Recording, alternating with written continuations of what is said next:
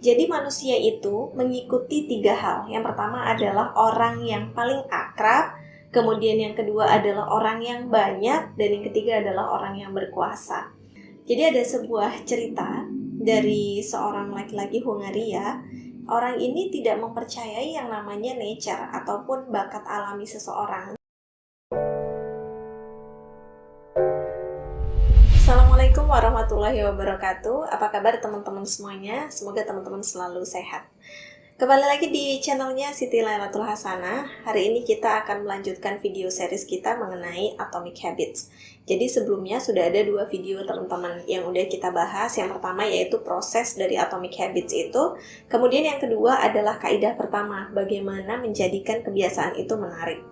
Oke teman-teman, di kesempatan kali ini kita akan melanjutkan di kaidah kedua. Kaidah kedua dari membangun kebiasaan kecil yang bisa menghasilkan sesuatu yang besar, yaitu menjadikan kebiasaan kita menarik teman-teman.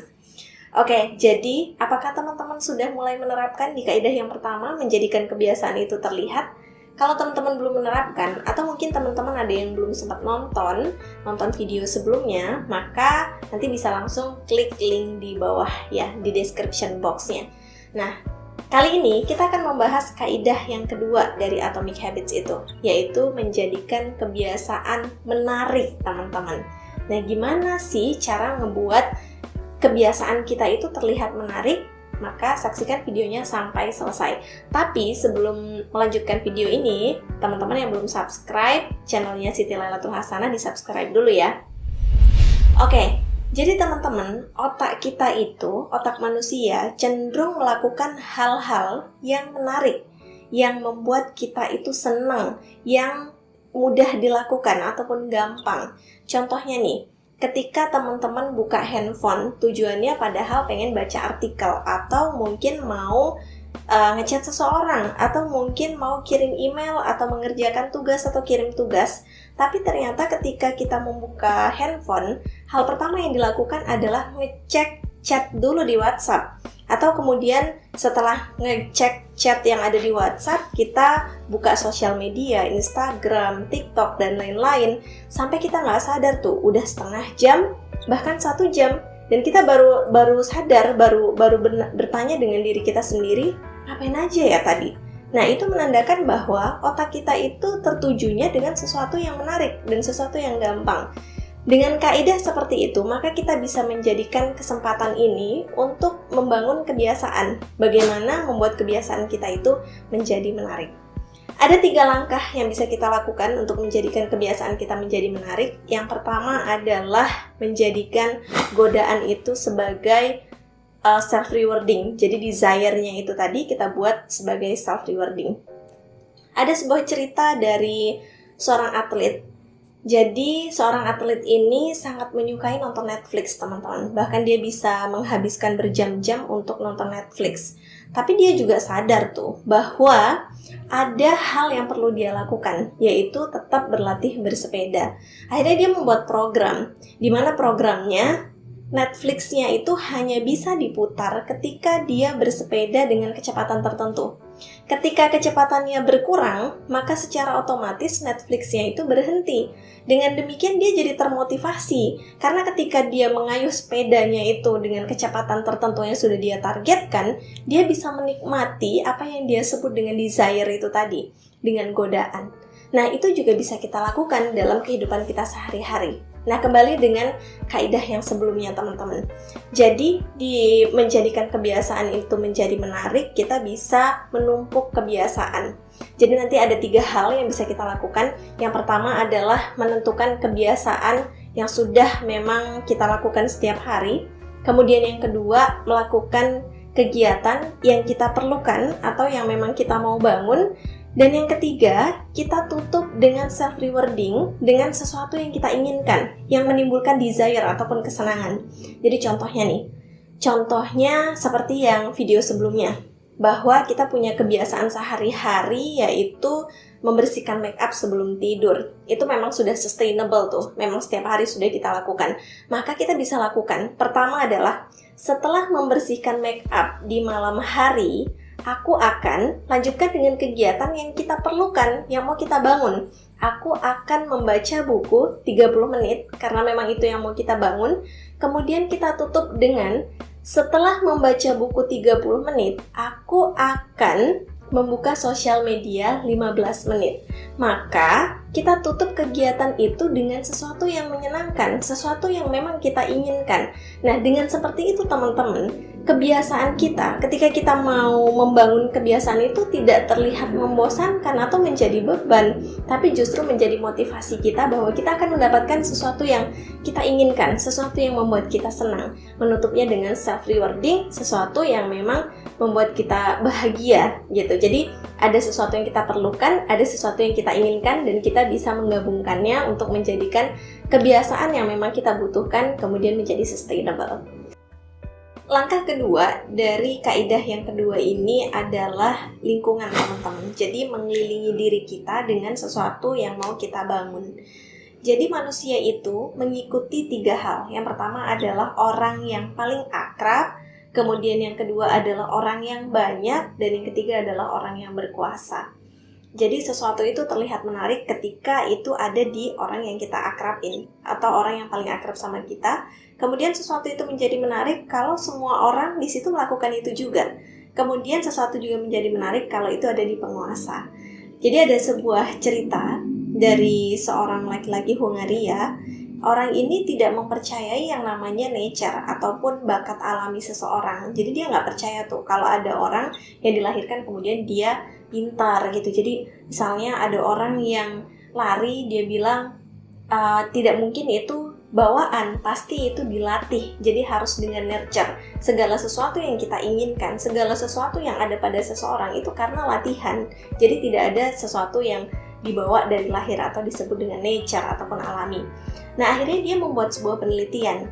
Dia mencari seseorang yang akan dia jadikan istri yang punya passion yang sama dengan dia. Kebetulan dia ini adalah orang yang suka sekali dengan catur, kemudian dia mencari orang yang juga suka dengan catur. Akhirnya dia dapat seorang wanita, kemudian dia menikah dan mereka punya passion yang sama, yaitu catur.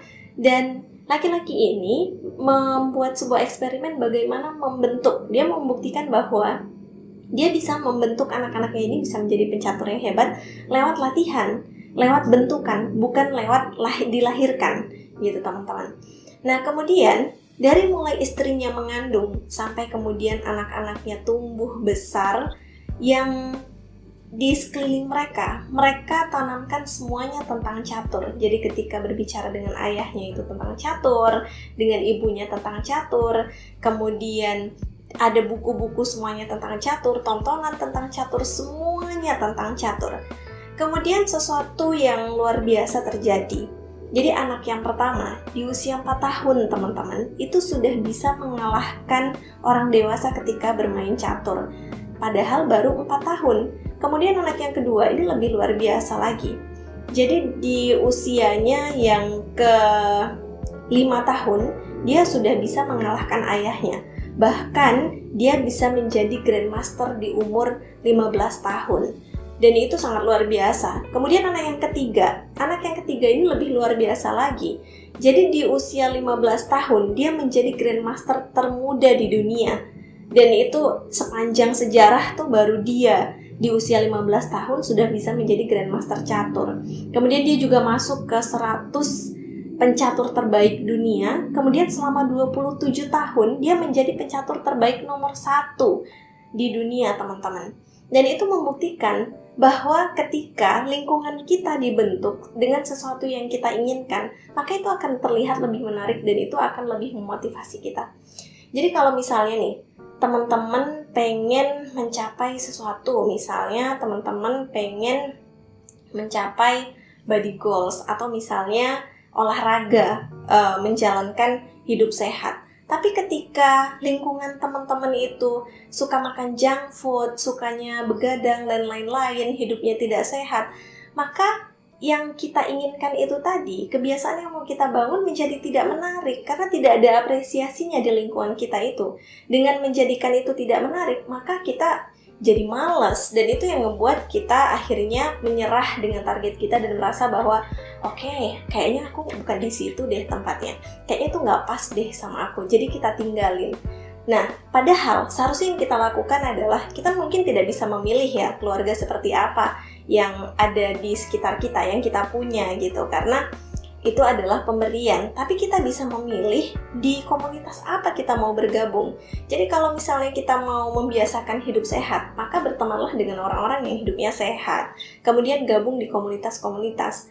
Apapun yang teman-teman inginkan, apapun yang teman-teman usahakan, targetkan gitu, maka kelilingi diri teman-teman itu dengan hal-hal yang memang berujuk ke situ. Bahkan di sosial media semuanya masukkan semuanya tentang yang kita inginkan. Kalau itu adalah olahraga, maka kita follow tuh semuanya tentang olahraga. Kemudian kita masuk komunitas olahraga. Kemudian kita baca buku-buku olahraga. Dengan demikian, apa yang kita inginkan itu menjadi menarik dan kita akan lebih termotivasi untuk melakukannya. Jadi seperti itulah teman-teman. Kerja dari lingkungan. Jadi semakin lingkungan kita itu sama dengan yang kita inginkan, maka akan semakin gampang kita untuk mencapai apa yang kita inginkan. Kemudian yang ketiga adalah merubah pola pikir. Langkah yang ketiga dari menjadikan sesuatu menarik ataupun kebiasaan kita menarik itu adalah merubah pola pikir. Jadi akar dari semua hal itu sebenarnya pola pikir kita, teman-teman. Dan mengubah pola pikir itu kadang tidak seberat yang kita pikirkan, karena ketika kita mengganti satu kata, itu bisa mengganti pola pikir kita. Jadi misalnya nih, kalau teman-teman pengen banget punya kebiasaan untuk bangun pagi. Nah, pasti teman-teman tuh sering ngomong gini, misalnya besok tuh udah merencanakan harus bangun pagi. Kita bilang, besok aku harus bangun pagi. Ada kata-kata harus di situ, teman-teman. Ketika ada kata-kata harus, maka di otak kita menyimpulkan bahwa itu adalah beban. Ketika itu adalah beban, ya maka berat untuk dilakukan. Jadi kita bisa mengganti kata harus itu dengan berkesempatan. Jadi kita bisa bilang, yang seharusnya bilang gini, saya besok harus bangun pagi, kita ganti menjadi saya besok berkesempatan untuk bangun pagi. Dengan menggantikan kata harus menjadi berkesempatan, artinya kita mau mendapatkan peluang. Ketika itu peluang, maka akan terlihat lebih menarik dan kita akan lebih termotivasi dan lebih energik untuk melakukannya. Sama juga misalnya teman-teman mau membaca buku, maka jangan ngomong harus membaca buku, tapi kita bilang bahwa berkesempatan untuk membaca buku. Atau misalnya teman-teman lagi males banget tuh masak untuk keluarga, kita bisa bilang bahwa bukan saya harus memasak untuk keluarga, tapi saya berkesempatan untuk memasak untuk keluarga. Dengan demikian, maka kita akan mengejar peluang itu, dan peluang itu akan menjadikan kebiasaan menarik, dan kita akan lebih termotivasi dan lebih semangat untuk melakukan suatu hal itu. Jadi ada seorang perempuan ini dia kehilangan kemampuannya untuk berjalan, atau kita bisa bilang lumpuh gitu. Nah, kemudian karena dia lumpuh, akhirnya dia harus di atas kursi roda. Jadi orang mengatakan dengan dia, aku ikut berduka ya, kasihan kamu harus terkurung di kursi roda ini gitu. Nah, tapi ternyata jawaban dari perempuan ini justru sebaliknya. Dia bilang gini, kursi roda ini bukan mengurungku. Orang berpikir bahwa dengan kursi roda itu wanita ini terkurung, jadi dia nggak bisa kemana-mana. Tapi justru yang dibilang sama wanita ini, kursi roda ini tidak mengurungku. Justru dengan kursi roda ini memberikan aku kesempatan untuk bisa keluar dari ruangan, bisa keluar dari kamarku. Andaikan tidak ada kursi roda ini, maka aku tidak bisa kemana-mana. Nah, dengan seperti itu, dia tidak menjadikan sesuatu itu sebagai kerugian ataupun beban, tapi dia justru fokus dengan manfaatnya. Jadi itu yang bisa kita lakukan, teman-teman. Jadi merubah kata, kemudian itu akan merubah pola pikir kita.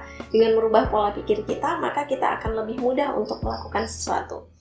Nah, itu teman-teman di kaidah yang kedua, menjadikan kebiasaan menarik. Karena sesuatu yang menarik itu akan lebih mudah untuk dilakukan ya, teman-teman.